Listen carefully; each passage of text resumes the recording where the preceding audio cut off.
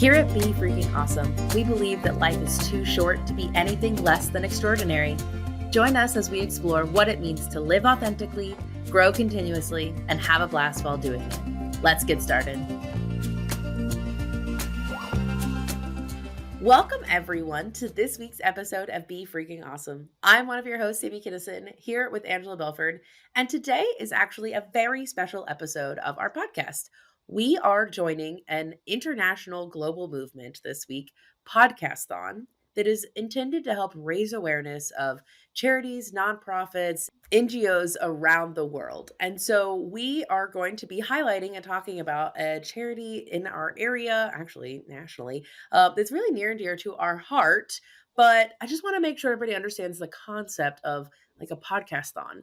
If you maybe are a little bit younger, you may not remember the days of a telethon, which is where on the couple of channels that you had, there would be like a 24/7, we're going to raise money for charity and maybe we'll do something, do a little tap dance, something entertaining, and you got to call on your phone and you give your donation and do that. So essentially, this is our modern day telethon, where if you are listening to podcasts across the country and across the globe, people are joining in this movement to help bring awareness and just some attention to the different charities that we are wanting to highlight. If you aren't familiar with the concept of telethons and you want to see it in action, then you could watch The Marvelous Mrs. Maisel, which is on Amazon, and it has an episode where she is the kind of the entertainment, because what they did for that 24 hours is they would actually have entertainers come and sing songs, tell jokes, all the things, so that it would entertain the television audience, and they would take breaks, and then they would have like celebrities answering the phone and trying to raise money for different charities. My favorite one when I was a kid was Comic Relief, which it was hosted by Billy Crystal, Whoopi Goldberg, and Robin Williams. And we recently had the opportunity when we were in New York to get to go to the Lincoln Center and have the opportunity to see Comic Relief live. And they were honoring Whoopi and Billy Crystal, and actually Robin Williams was there, Robin Williams' daughter was there in his place as they received the honor. So it was a really neat opportunity for how much money they had raised over the years with their Comic Relief show that they did. I think they said they did it for 25 or 30 years. I remember watching it when I was a kid. Yeah. So excited to join this. Yeah, and we are going to be talking about today the League of Women Voters. And this is an organization that Angela is a volunteer of, heavy volunteer. I don't know, I feel like you maybe have like named positions or different things like that. But before we get into all of that, can you tell us about what is the League of Women Voters? Yeah, so the League of Women Voters was started just a few weeks after the 19th Amendment was passed to allow women the right to vote. And that happened in 1920. And I get choked up sometimes because a year or so ago, I had the opportunity to watch on an airplane the movie The Suffragette. And it basically told the story of what women, especially in England, went through to try to win the right to vote. And so we had talked about on the podcast, The Small and the Mighty, which has a whole section on the women that fought for the right to vote. And so the League of Women Voters was started right after that. It had previously been like suffrage movement meetings. And so they turned it in this league. And I just recently found out this week, actually, that the Washington County League of Women Voters was started just a few months after the national one. So the national one was started in February 1920, and the Washington County League was actually formed in, I think it was May or June. So just a few weeks after the National League kicked. The league, their goal, their tagline is to empower voters and to protect democracy. And what I love about it is that it is nonpartisan, which means it doesn't matter which side of the political aisle. And that's really important to me because I have friends on throughout the spectrum, as we talked about on our podcast a few weeks ago. And they really want to do things to hold the government accountable. They do a lot to register voters. They've received Emmy nominations for, they used to host often the presidential debates. We locally host a lot of the debates for local offices so that way it can kind of create this nonpartisan information. So it really is a great opportunity for us to um, protect democracy. And one of the things I never thought about is that if the government violates its own laws, like if something is that the government does is deemed unconstitutional, the way that you have to be deemed unconstitutional is somebody has to actually sue you, right? So the way we hold the legislature accountable is we go to the court system, the judicial branch. And so somebody has to put up money to actually file those lawsuits and file the filing fees. And the League of Women Voters, that is one of the major roles that we do, is we have standing because we represent the citizens of a jurisdiction, and it allows us to hold the government accountable. And I have stories where we've been able to do that here in the state of Arkansas. Yeah. Can you give me an example of a time that the league has held the government Yes. accountable? I want to know more about that. So my favorite one that we won is the city of Fayetteville had a tree ordinance that said if you develop a piece of land, you have to protect the tree canopy. And they actually approved a development that resulted in a reduction in the tree canopy and didn't require the developer to put those trees back. And so the league sued the city of Fayetteville and said, you have violated your own rule. And the court said, you are absolutely right. They did violate their own rule. And the punishment was that they had to pay a fine to the citizens of the city of Fayetteville. And so in this case, they had to dedicate land, they had to use money from the city government to protect trees. And that was like the lawsuit was 20 something years ago, and it resulted in them buying this big piece of urban forestry. And recently that forest has been created, it turned into a park, and it is now accessible. And it is a way that the citizens of Fayetteville got to take advantage of and really be protected. We protected the democracy of, sorry, I get choked up because this is literally by the people for the people, and that's what we're supposed to be doing. And so it was fun to go to the ribbon cutting for this big park that might not be there had not the league said no, no, no, no, no, no, no, no, you have to follow your own rules. And we do that a lot at the state Arkansas state legislature. Needs a lot of accountability. Sometimes they think they just have unlimited power, and they don't. Yeah. So you're involved in the organization. Tell us a little bit more about your specific involvement. Yeah, so I am. So the way the league is set up is that you have a county, at least in Arkansas, we have a county leagues, and then we Mhm. have a state league. And if you're a member of a county league, you're automatically a member of the state league and the national league. And so Mm. I'm a member of the League of Women Voters of Washington County. And the way the way I became a director of that on the board of directors was during COVID. They were having their meetings on Zoom, and so they had their meeting, and I was wrapping up another nonprofit board. I had termed out, and so I was kind of looking around to see where I would want to spend my volunteer time. And so they're on this Zoom, and I was on the website. I joined and the league, and I'd been interested in their stuff, but just had never joined. And then they said, "Hey, we have one more board position," and one of my friends was on, and I was like, "Hey, I'm willing." And somebody's like, "I nominate Angela Belford," and they were like, "Is she even a member?" And then the vice president was like, "Yep, I just got her membership. She's in." And I was like, and I got voted in. That was how I originally voted in. Sure. Anyway, so I'm on the Right comms place at the committee. right time. It was helpful that several people that were on the board knew me. They knew, I had a good reputation, that I was going to be able to contribute. And then from that, I got connected with our state league. And so our state league a few years ago set up a 501c3. And Mhm. it was already a 501c4, which is an advocacy organization. And the Yep. 501c3 is an actual nonprofit and allows us to fundraise for efforts in the state. Very cool. So you help out locally within the county, but then also Yep. statewide initiatives Yep. as well?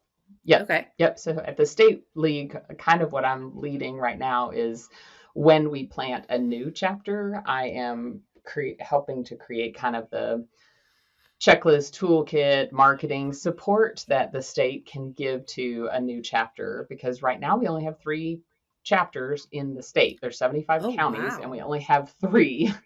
Right. We also, our whole state, we only have 300 members, which is another reason why I wanted to bring it up on podcast, because it's just a great organization, and it's kind of a ridiculously small amount of money to be a member, and we do such great work. So, What is the benefit of membership? What do I gain if I become a member? yeah, I would say that there are so many people that I talk to that are like, ugh, social media, all the headlines, it makes me crazy. Ugh, ugh, ugh, I just want to do something.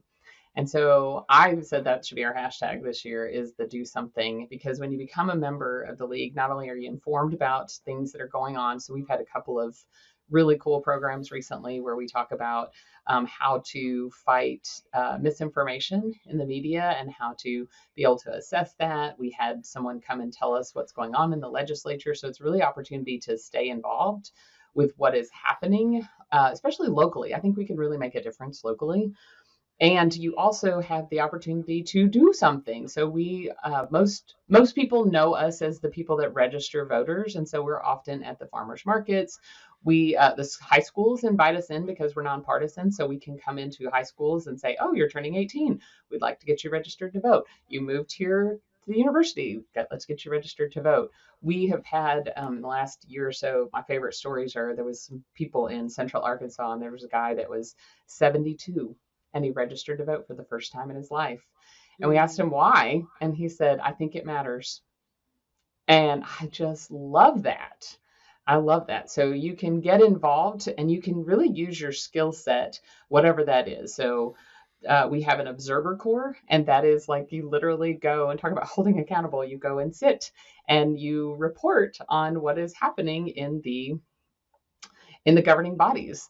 And we've noticed that when we have a large group of citizens that just show up to our county government meetings, there's just a little more decorum. Like it puts them on a little bit more alert. And so the idea is like, we're not advocating for one thing or another, but we are showing up to say, we think sunshine is the best way government should be conducted out in the open and out in public. So Mm. you can register voters, you can do observer corps, you can be behind the scenes. So if you want to plan events and organize these programs that we're talking about, there's lots of opportunities for people to get involved based on whatever their interests and skill sets are. And in some ways, I think also being a member, it does cost money to become a member of it. Your your monetary donation goes to things. It goes to helping support the league as a whole. It is not just to pay for, I don't know, a certificate that says you're a member. Like it actually goes to the Right. programming of it. Yeah, I'm really excited about there's a program that the National League started a number of years ago. It's called vote411.org. Mhm. And it's a place that you can go and learn about the elected officials. Well, what local leagues and our state league has just decided to do is you have to pay a subscription to be able to get all of that voting information. It's a database that the Nationals has. And so one of the things we're really excited about raising money for this year is to be able to pay for our state license of Vote 411. And we have an actual volunteer that is willing to contact every person that is running for office and ask them some basic questions. And I referenced it a lot during the last election because we had it in Washington County. And we had people that were responding for these little bitty races, like, the Tawnytown Constable. Like, Mhm.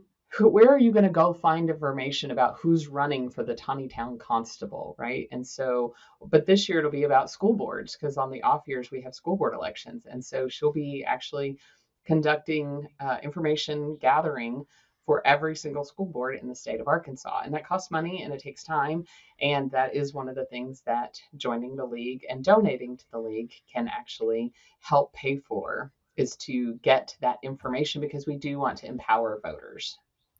I have a question that I'm sure other people are probably thinking. So, the League of Women Voters, do I have to be a woman to join? Is this only a women's group? Is it only beneficial for women? I mean, come on. Shouldn't I find something that's like a League of Voters? Why does it matter to be the League of Women Voters? Yeah, that's a great question. And obviously, we started it because it took, if you think about the America started in 1776 and it took until 1920 for white women to get the right to vote. It was still another 30 years before black women got the right to vote. And so the very short answer, absolutely not. We have lots of men in our midst, and we have people that prefer not to identify their gender, and they're also absolutely welcome within our roles. I think that if you think about the idea of there's a heart and a passion that women have because we don't take our right to vote for granted. We didn't have it for more than 100 years in this country. And so by continuing to honor that legacy, I think it's a great reminder that you can make a change. Like they women fought for the right to vote for more than 80 years before it finally happened. And so when we start to get discouraged with the things that are going on in our government, um, we the people, right? That's the Constitution starts. We the people.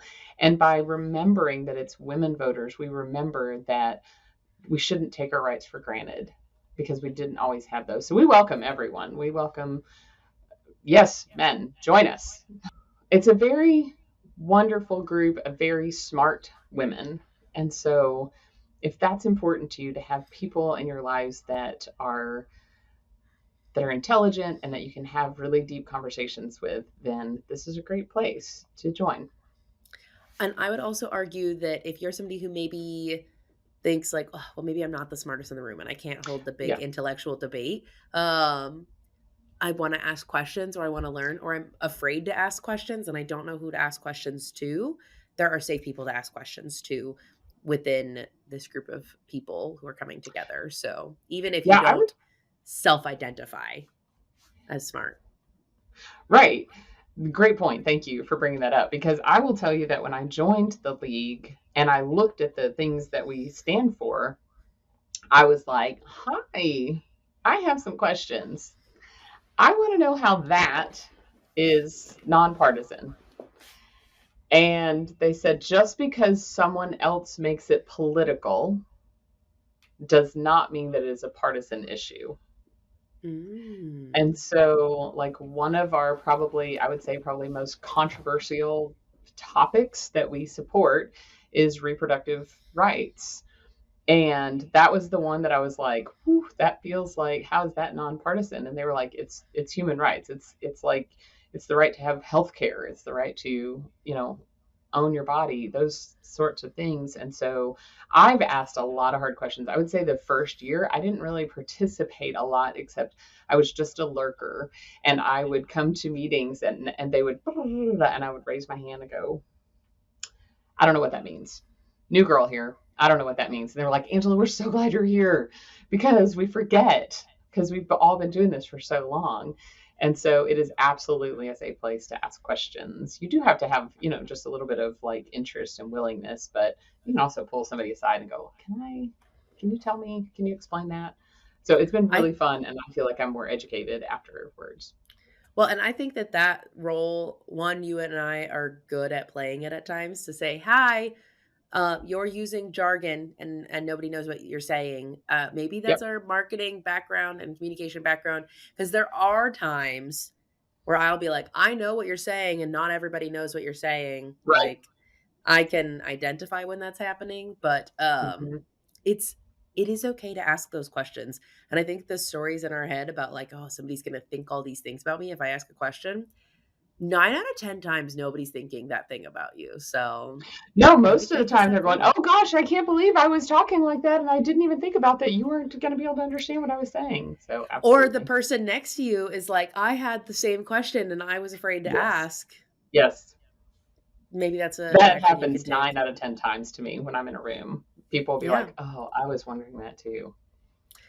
What what last things do you wanna leave people with about the League of Women Voters?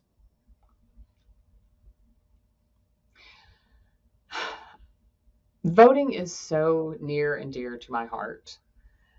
It is literally the way that we, the people, run the government. And we had an episode where we invited the president of the League of Women Voters to actually come and on here, and I explained then, and I'll re-explain. But I've always felt that way. I was the nerd in civics class when I was in ninth grade. I don't know if it's from growing up in poverty and everything was out of control, and I didn't have any control. If I didn't know if it was I felt like I didn't belong places, and being able to participate in our government gave me the feeling of belonging. But for sure, once I married an immigrant who was not an American citizen, but yet from a young age knew he wanted to go to America, even from Canada, which is not like he's escaping some, terrible situation, but he always knew he wanted to go to America. But I knew that I had to I was the only one that could teach my kids, because he didn't become a citizen until they were, well, they had voted several times before he became a citizen. And so for me, there was just a responsibility that I needed to teach my kids because I wasn't married to a citizen. And that certainly not being married to a citizen further gave me a real true deep appreciation for the rights that we take for granted. We have a deep military family. My brother served more than 20 years. I have multiple family members that have served in the Army specifically. A lot of our family is in the Army. And I was the Red Cross contact for him when he was serving in Baghdad. I literally know what it costs for these rights that we take for granted. And when there's an organization that I can join for $50 or $70 a year that can hold the government accountable, that can empower voters, that can educate voters, like it's such a no-brainer to me. And do I get frustrated sometimes because it's nonprofit and because we're all volunteers? Of course I do. It has been so interesting since November. I have been the one in a lot of rooms to go, don't give up. Now is the time to, if you don't like what's happening, then it's the grassroots mobilization. Let's educate people. If you do like what's happening, we can talk about that too. I'm curious if you're getting the results that you thought you were going to get. Um, and that's not part. That's there's here's how about I show up and be partisan instead of nonpartisan.